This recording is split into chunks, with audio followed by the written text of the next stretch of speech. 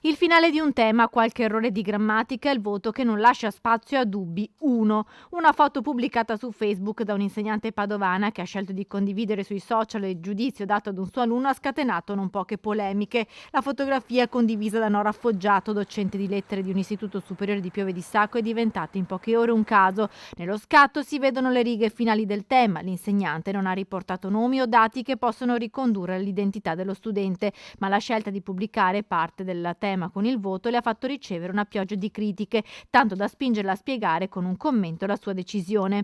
Il tema assegnato era su come i campioni del calcio, Messi e Ronaldo, possono essere fonte di ispirazione per i giovanissimi. Secondo la docente, l'alunno avrebbe copiato il tema da internet.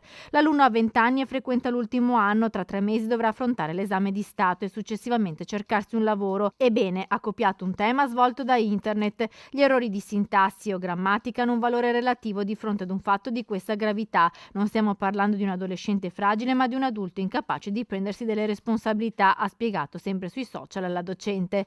A far discutere però non tanto la decisione di dare 1, ma la scelta di condividere la foto dell'elaborato su Facebook, anche se senza nomi. Il compito in classe infatti è un atto riservato. Il post è già stato rimosso dalla pagina Facebook della docente. La scuola sta avviando un'indagine interna per valutare le responsabilità disciplinari. Contattato al telefono, il provveditore agli studi Roberto Natale ha commentato così: osservo che si verifica una confusione di piani pubblico, privato e lavorativo, e questo non fa bene e crea situazioni critiche a chi è coinvolto nella vicenda.